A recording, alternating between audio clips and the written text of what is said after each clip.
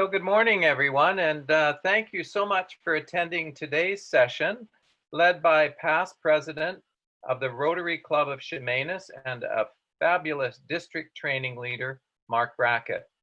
I'm Craig Gillis, the immediate past district governor, and I'm honored to be the moderator for this session, the ABCs of Rotary. As Craig mentioned there, my name is Mark. I joined Rotary in February of 2016. Before that, I was a Rotaractor at the University of Victoria from 2002 to 2008, and we'll talk about Rotaract during the presentation.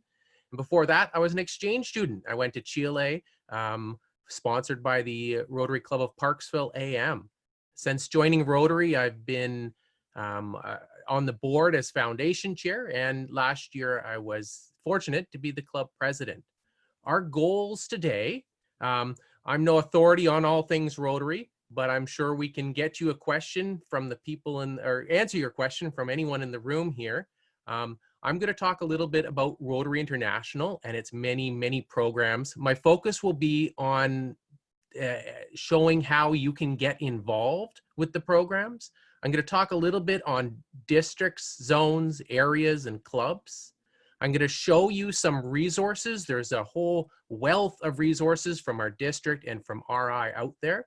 And at the end, we'll talk a little bit about the structure and the foundation. Now, everything you see here today, from these slides to the presentation on Rotary basics and some neat infographics, is all on a Dropbox. So it'll be posted there temporarily because things go out of date quickly. But there's the address to the Dropbox. There is a password. It is 5020. 5020 is the password. It's 4 numbers. I encourage you to check that out. That'll be in the last slide too, if you wanted to write that down.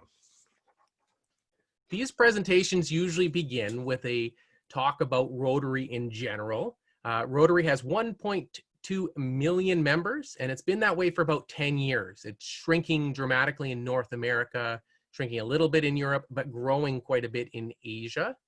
For comparisons, Lions are about 1.4 million members, and the Kiwanis clubs are about 500,000 members. Rotary has over 35,000 clubs in 220 countries. And the key here is that each Rotary club is autonomous. Each Rotary club is different. We are required to adapt a certain basic set of standards to prevent discrimination.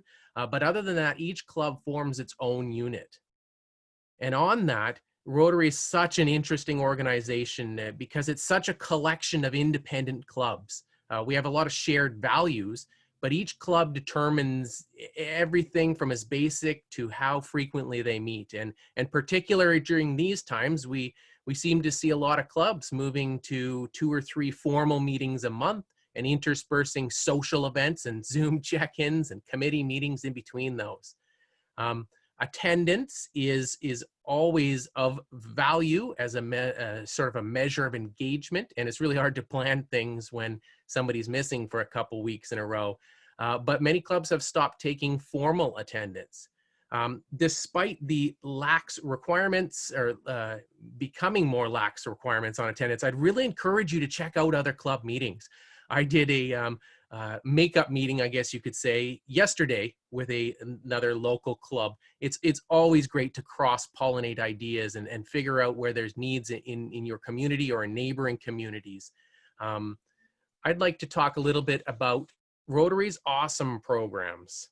I will talk a lot about Rotary programs for Rotarians, Friendship Exchange, and Rotary Community Corps. And then we'll talk a little bit about the youth programs, Rotary Youth Exchange, Interact, Rotaract, and RILA. I'm sure many have heard these acronyms before. I'm going to try to shed a little bit of light on each one of those.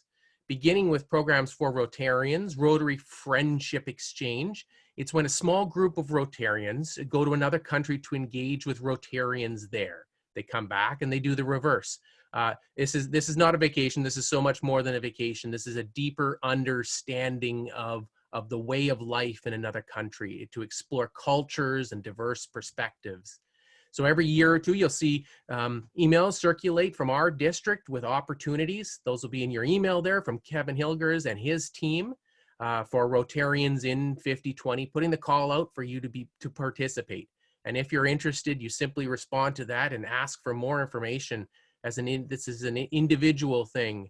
Rotary Community Corps, on the other hand, is organized by Rotary, but it's primarily non-Rotarians. So the Community Corps goes to another location and they help the community there through a service project. It's organized by your club around a theme, and it's designed around sustainability and around transferring knowledge. So many times you'll see these teams linked by a common vocation, by a career. You know, you think of doctors here, but it's so much more. It's any vocation that can contribute to a certain area. That's the Rotary Community Corps. Now, if you are interested, in the Dropbox, I did post more information about that, of course. On RI is the best source of information for that. And talk to your club if you'd like to organize that. I mean, ultimately, your club is the one that would organize a small team. I'd like to move now to the youth programs. And again, we'll have lots of time for questions at the end. By far, the most widely known program of Rotary is Rotary Youth Exchange. Annually, our district sends out about 25 students and welcomes 25 students from around the world. These are high school students from 15 to 19 years old, and typically juniors and seniors, grades 11 and 12, but not always. I was an exchange student. I went to Chile, and it's probably the reason I'm here today. My folks were not Rotarians. It's a great program to engage youth at a young age. Our moderator, past District Governor Craig, who's answering questions there in the chat, was introduced to Rotary when his son went on an exchange. And I guess my point today, though, is why would you care if you don't have a student in that age category? Because hosting students is not nearly as much work as you'd imagine. Having a student in your home for 3 months, people often report is much less work as their own kids because they listen. And these are kids that are chosen by Rotarians around the world for their potential. And another misconception here is that you're too old to host students, and just because your kids moved out a decade ago, and that's patently untrue. We've heard great feedback from exchange students who are hosted by empty nesters. So please consider youth exchange now. When past District Governor Craig's son went on an exchange, there was probably 130 students annually in and out, or total. And when I went in the early 2000s, it was probably closer to 70 or 80, and now it's just about 50. So students are not less curious now. They're not less willing to travel. There is a lot of opportunities out there for them, but this is a great program, and we need Rotary clubs to continue to be interested in it. It will invigorate your club in a way that building another bench just simply can't. And in our post-pandemic and politicized world, we need more catalysts for understanding at a young age. Now, when we talk about youth exchange, we often think of that 1-year-long program. But in our district, we have another short-term program, short-term exchange. About 11 students participate annually. This is typically in the summer.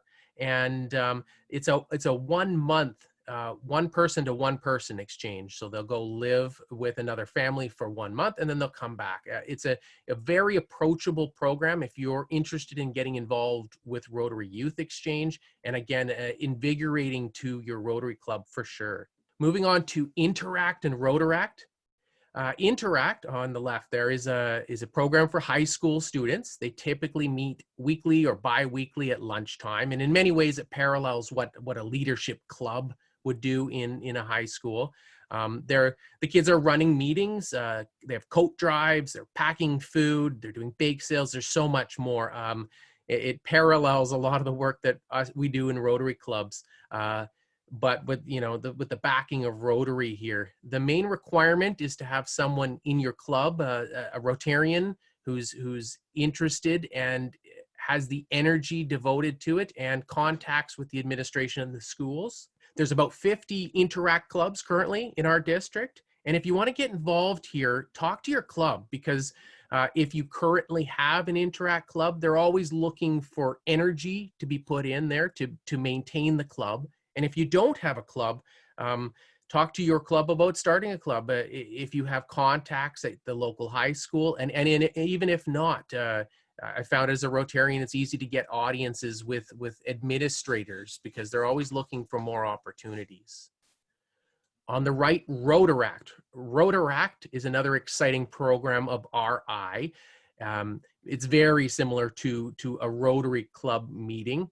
I was a member for about 6 years, and at that time, it was strictly 18 to 30-year-olds, and RI has since relaxed that. So there's no strict age limits here. You could even be 35 and be a member of both Rotaract and a Rotarian. So Rotaract is often described as the college version of Rotary. It doesn't have to be. It doesn't have to be based at a university or college. It just happens that that's where a lot of young adults are concentrated, and they get classroom use and sometimes funding from their student societies.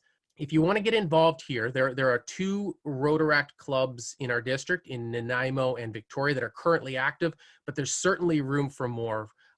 Reinvigorating old clubs and starting new clubs. There's plenty of district resources. Again, the district directory is a good place to start with that.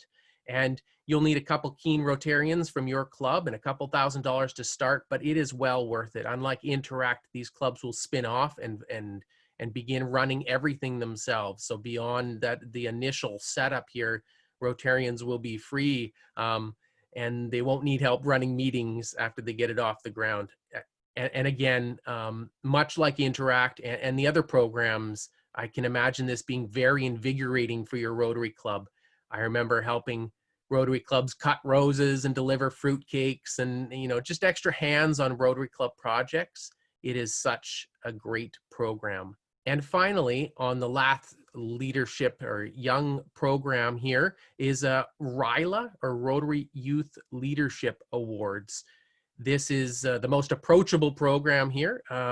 It is a camp for high school students. For freshmen and sophomores in grade 9 or 10, they have RYLA VI, which is in Crofton, an hour north of Victoria.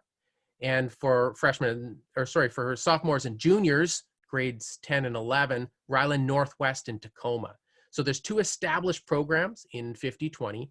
And what it is it's a 3 to 4 day leadership conference, not an awards, where youth participate in leadership, team building workshops, physical activities, and there's a whole variety of Rotary speakers.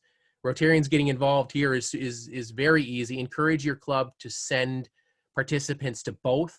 Send participants to both every year, even multiple participants to the one in Crofton, Rotary RYLA VI.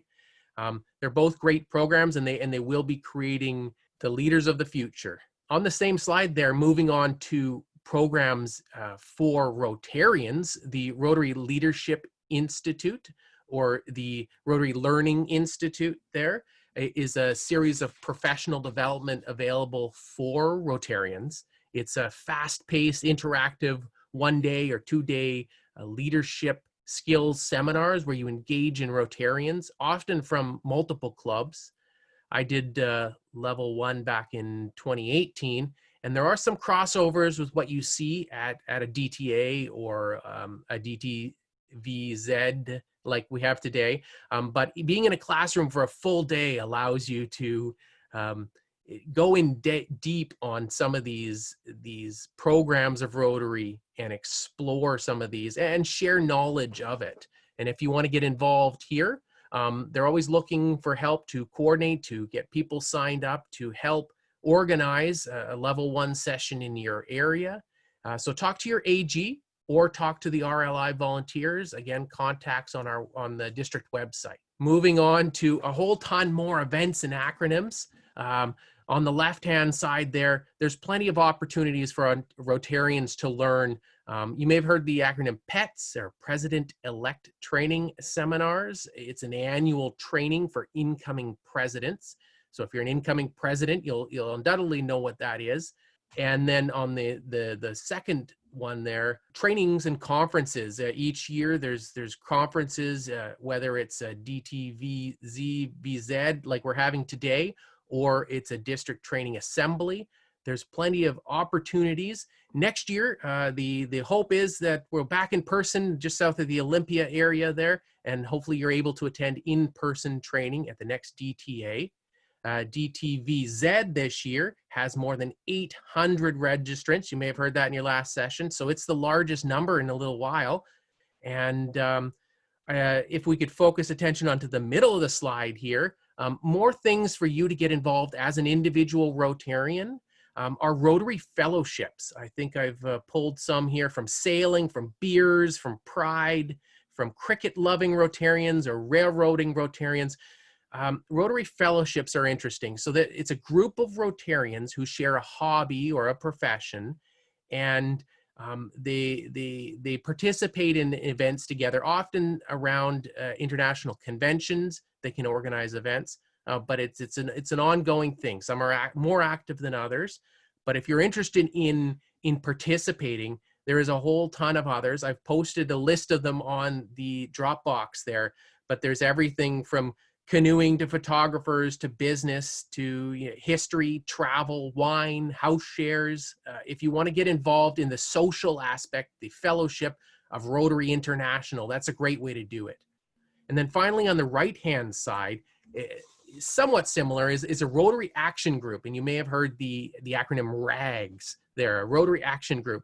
So that's a volunteer group of individuals from across Rotary clubs, similar to the last one there, but these are individuals with passion or in a particular interest in a particular field, and they're more around service. So some of the examples there: anti-malaria, blindness prevention, hearing, and environmental sustainability. These groups are formed to support clubs, so they are professionals in fields, and they will help assist groups or Rotary clubs planning to do a project in a certain area.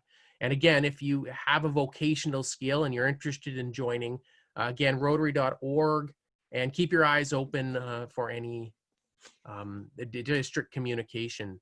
I think we can probably stop there for about a 5-minute questions there, Craig. Okay, Andy, please join us from the southern part of our district. Nice to see you. Hi there. I'm with Twin Cities Rotary Club. I am super excited about these action groups. I want to say you've already mentioned it, but where do I look? Where are my resources to get involved? I'm learning sign language, and I just did a Google search for Rotary Action Club sign language. And I was just wondering, where would I go about finding that within Rotary International? Would that be Rotary.org? Yes. Yes, absolutely. Okay. Rotary.org has a whole ton of the listings there. Yeah, and they're both great programs, both in terms of if you're just looking for something social, or a Rotary Action Group where you're learning something and you're able to provide something to a field, or you want to learn about other clubs around the world working in that area. So they're both great programs of RI, and both I mentioned because you can join as an individual. It's not a club project. It's something you might want to go out and do. And Wonderful, Andy, thank you. if I could just add, I know that it may be challenging sometimes to get to an international convention, but if you can ever put that on your calendar, it's just a remarkable opportunity, because many of the Rotary Action Groups will have booths there and representatives that you connect with and can ask questions, and it's pretty inspiring to see how many different ways people are reaching out in the world. Wonderful, thank you. I do see a couple more in the chat there. I'll attempt to answer, and then we'll jump back into the program. So satellite clubs. Craig, you could probably speak to this, but Yeah, the satellite club is generally an umbrella club, a club that is formed in a sense under the umbrella of another club. And usually it's a smaller membership, and often a great way to have people actually be able to get their feet on the ground before launching a full-scale club. What it also allows them to do in many ways is not have to have a full executive. They need to have a chair and they need to have a treasurer. In our own district, we have a wonderful resource in that past district governor Tom Carroll has been appointed to a task force through Rotary International to promote new Rotary clubs. And those Rotary clubs can take many different forms. So should you want some further information, we can check with Corey Leparty, who is our current membership chair, or Tom, and we can certainly get you some assistance in that area. There was another question here. Examples of ESRAG have taken on the environment and sustainability at the club level. Do we have any current examples? Interesting.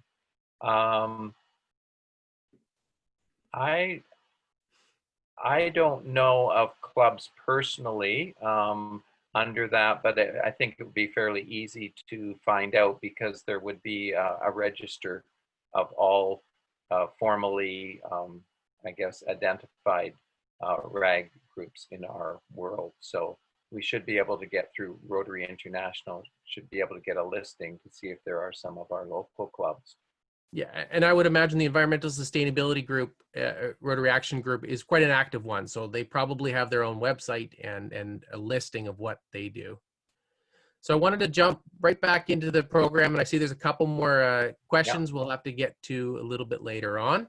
But I wanted to move on. There's a whole ton more here.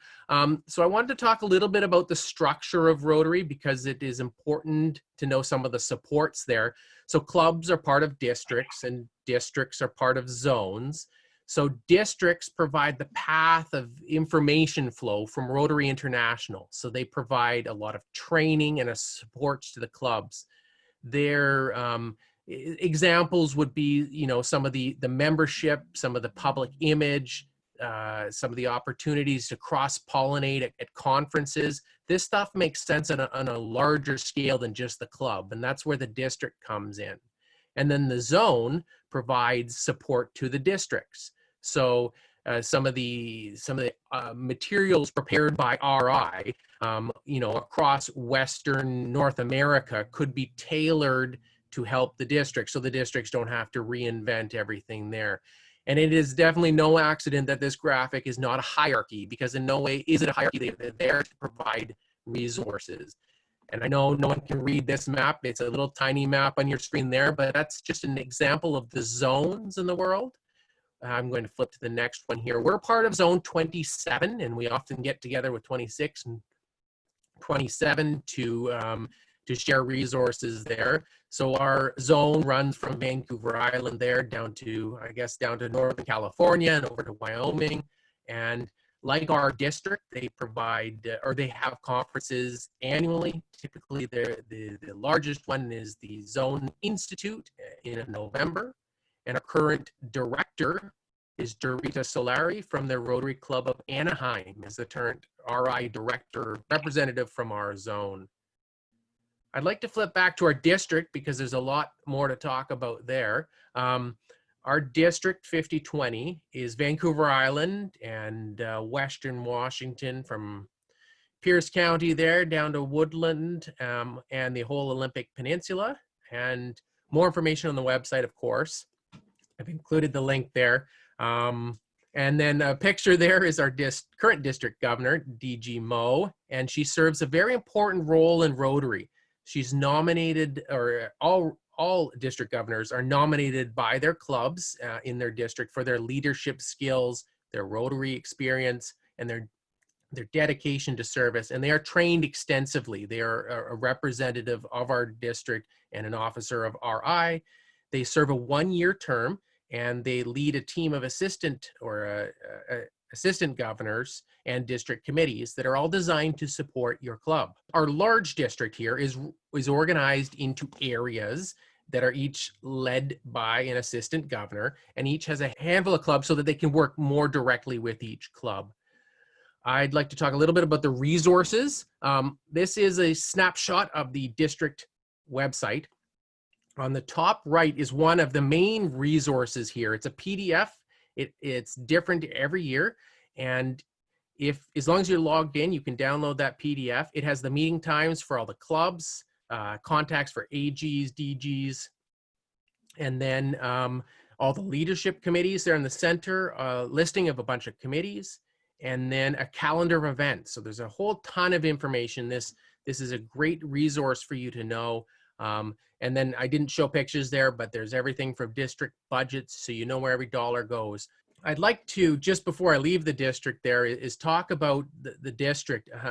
It is regular Rotarians. You know, I used to think they were a little mysterious because they didn't force an agenda on my club. But that's not really their job. They're there to assist you in roles as you take them on. They don't have it, like, they don't force a mandate. You know, our clubs aren't branches or franchises. They're independent, and the district resources exist as you take on leadership roles, or if you're having a little hiccup in your club, they're there to assist your club. And they need volunteers too. So maybe you've retired from a rewarding career, or just thinking about all the knowledge you've built up over the years. Your district, our district, could use your help. Supporting districts is our zone, and they, again, exist only to support our district. They support the work of the clubs. They create content and resources for the districts, and then the RI creates content. I think that's sort of my segue into the next branch here, into the many, many resources that are available from Rotary International. A particular one I'd like to mention, the Brand Center. Rotary International has spent a lot of effort creating a brand that we can use. And I think of it like this, like, could you imagine if Starbucks or Tim Hortons had different logos on everything they did, different logos on their mugs, different logos on social media, and on every poster? It'd be chaos. There's no recognition. And that's what we sometimes do as Rotary clubs. So Rotary.org has created a ton of information on, you can see on the left there, on logos you can download in high resolution, how to use our logos, how not to use our logos, all the colors to make your branding consistent, the fonts to use, and then examples of name badges and examples of mugs. So there's a whole ton of information on Rotary.org available to you. I'd like to talk about a little bit about some other resources. In addition to the Brand Center, Rotary.org has the Learning Center, a bunch of presentations, PowerPoint presentations, somewhat like today.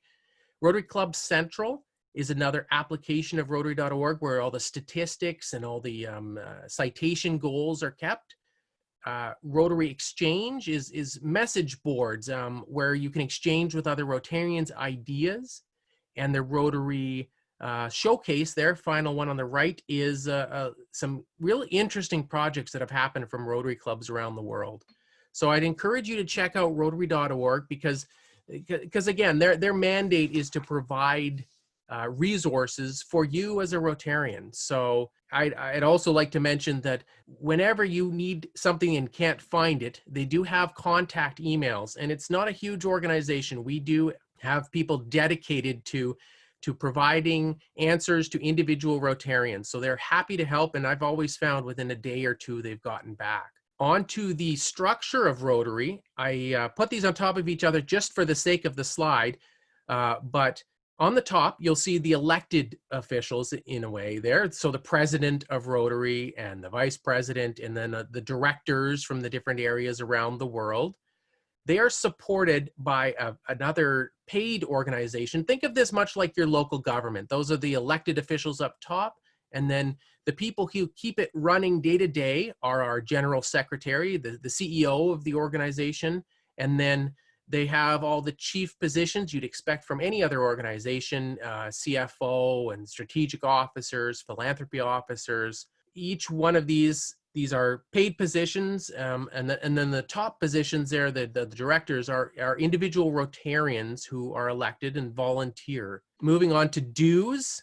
The Rotary International dues are currently about $68, and so only about 20 of that goes into the member services. So we get a whole ton, and frankly, even that $68, we get a whole ton of resources and personal contact with Rotary whenever you need it, for only $68 a year. In addition to RI dues, the district has dues to support their many programs, and then your club often will add club dues on top of that. So that won't be your annual dues, but I'm just mentioning that we get a whole bunch of a wealth of resources for only $68 a year. And then finally, before we move on to the next section, convention, as Craig mentioned, there is a great opportunity to get lost in a sea of other Rotarians. You really do, I really do encourage you to attend a convention, attend a National Day of Immunization, attend your club's international project. All of them would give you an idea or more appreciation of the international component of Rotary. Conventions, you know, in years without pandemics, they get together and host a bunch of training seminars like today, but mainly celebrate the good work that is done by Rotarians around the world. Taiwan, it's scheduled for 2021 June in Taipei, and then in 2022 in Houston, Texas. And this year, they are planning to move some of the sessions online. So keep your eyes open on Rotary.org for a bunch of free training opportunities or celebrations from Hawaii there. So keep your eyes open for that. Before we finish up today, I'd like to quickly go through some of the Rotary history and values. In the beginning, Rotary was about business. It was a little self-serving. The first Rotary Club project was a public washroom in Chicago, and it wasn't only service. It was also to keep shoppers downtown longer because public washrooms didn't exist at the time. Think of it now, though. It's grown to serve humanity and make a real difference around the world in members' lives and in recipients' lives. We are part of such a large organization, and we reach beyond our own club in a large part due to the good work of the Rotary Foundation, or our Rotary Foundation. Our Rotary Foundation was proposed in 1917 and continues to be ranked among the top charities in the world for transparency and governance. To date, it's distributed about $4 billion in life-changing and sustainable projects and funds for life-changing and sustainable projects that help people around the world get clean water, medical care, literacy, and other essentials.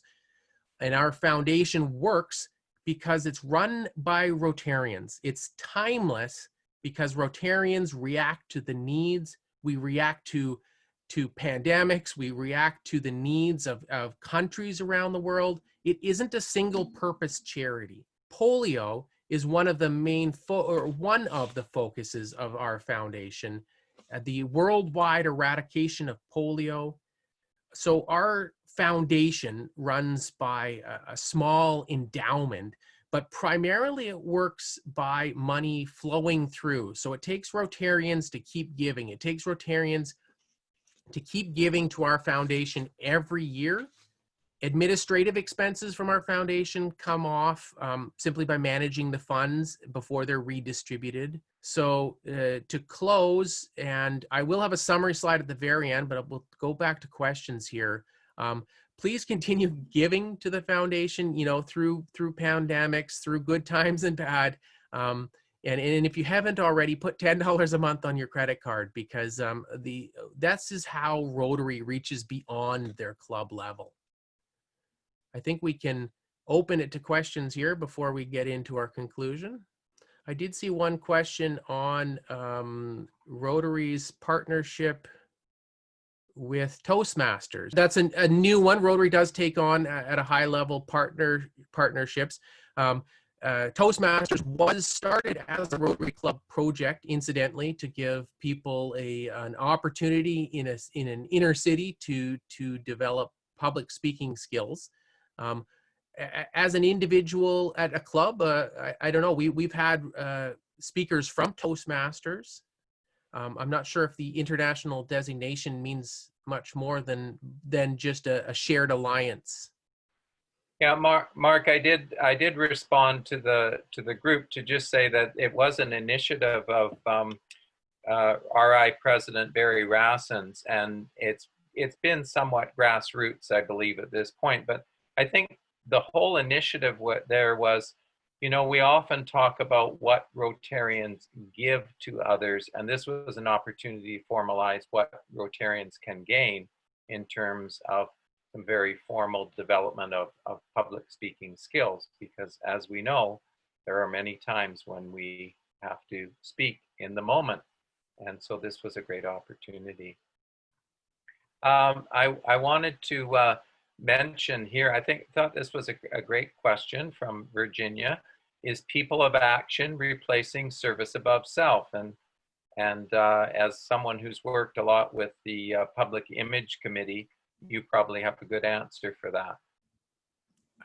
I don't know, not at all. There's a lot of other people of action. Sort of is a branding campaign to encourage Rotarians to think of the action they do as a club and the impact they're having, to make it a verb, right? To make what we do as a verb. We're not talking only about what we've done, and we're not focusing on the grip and grin, the handing of the check over to the charity and shaking their hand in front of the Rotary banner.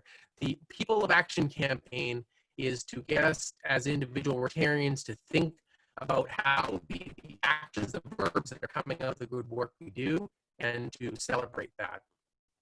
And interesting, you know, from time to time, and I guess I'm old enough now that I've seen some of these cyclical conversations, the service above self motto that we have at one time was explored, and I believe it's around 20 years ago, as possibly the perennial Rotary International theme, that we should brand ourselves with that specific motto from year after year rather than developing a new Rotary International theme each year. And I think that was defeated, and from that point on, we've continued to use that basically as, I think, the umbrella motto, but each year the Rotary International president unveils at the Rotary International Assembly the new Rotary theme, which of course, as you know, coming into this year is Rotary Opens Opportunities. My question is, for you specifically, Mark, what is, I'm so sorry, what did you find the most rewarding and from your Rotaract experience? What tips and tricks might you have for membership for Interact and Rotaract moving into Rotary? Well, I must admit, I did not move directly into Rotary. There was a gap there of at least 8 years where I disappeared off the map. To begin, I guess the reality of Interact and Rotaract. Interact takes constant attention by a Rotarian, often a school official or administrator or a teacher, in continuing to promote every year, and it's almost fresh most years. And Rotaract is one step more established, but membership continues to be the most difficult one. In my years, when we charted in 2002, I think there was probably about 5 people left from their chartering there by the next year. So we had more than a 50% turnover every single year, and I was at a 4-year college or university, and I know in our district we had some started at 2-year colleges. So membership is probably the most critical for Rotaract and I guess to Interact and Rotarians and Rotary clubs. But the most rewarding probably came only in retrospect of the benefit of time, looking back at the administration of the club, looking back at how, after having a club for 5 years, we were able to do some projects and self-organize. And I think that's what I learned out of that. And that's part of what brought me back to Rotary 8 years later there.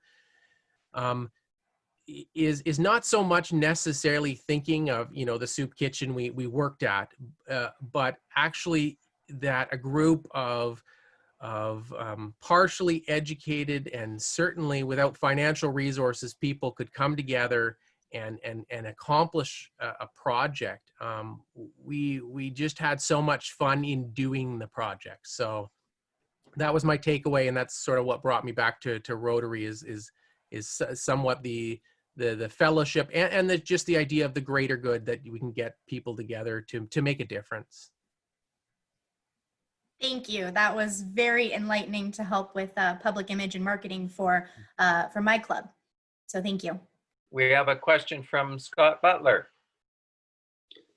Hi. Yeah. First off, Mark and Craig, thank you so much for your presentation.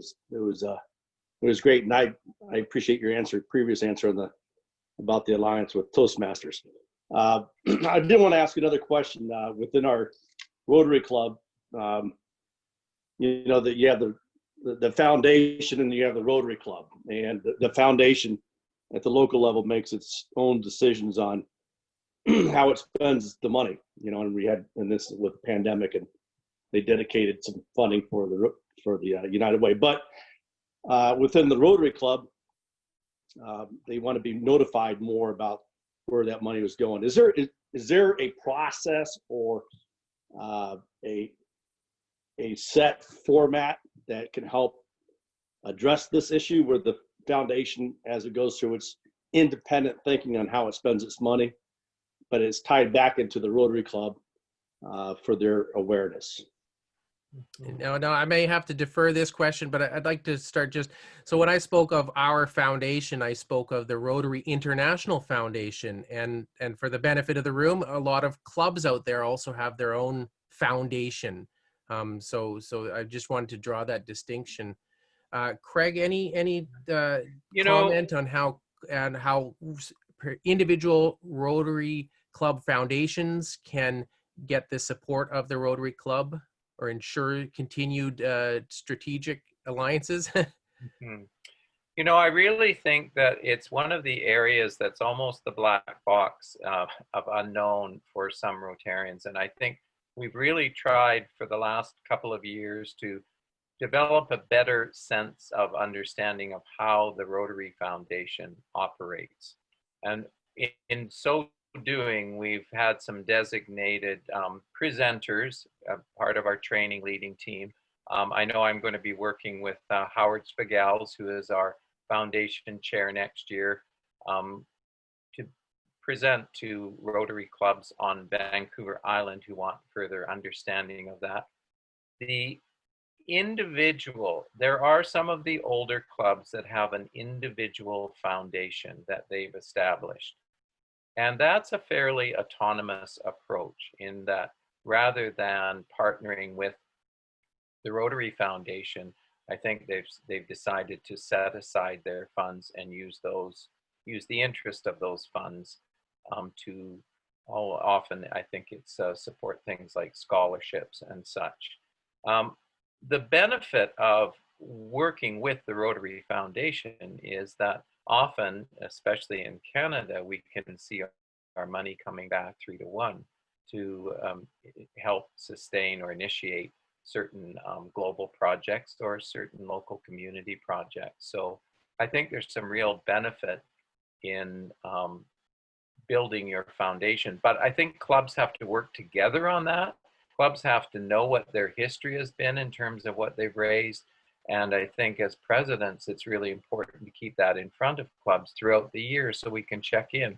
Because when we set a goal as Rotarians, I think we're really determined to achieve that goal. And I feel it brings about a great sense of partnership and ultimately accomplishment. We have a question here from Walt to everyone. Can there be a Rotary 101 and Rotary Foundation 101 training module that we could use in Zoom meetings, especially for new members? I never like it when people say, great question, but actually that is a great question because yes, by all means, I mean, we could take a session like this, which I believe is a Rotary 101, and these are all being pre-recorded, and our intent is to try and make these sessions available. Howard Svigals is doing a similar session, or did a similar session, I believe, first session this morning. So these will be available, and these could certainly be accessed by individual Rotary clubs. Yeah, and to add to that, the Rotary Learning Center, when you log on to My Rotary on Rotary.org, has a number of modules that could fit into a club meeting, and you could present over Zoom to your club. But yes, keep your eyes open for Rotary Learning Institute, RLI, as well, emails, because each one of those could increase the knowledge of new Rotarians.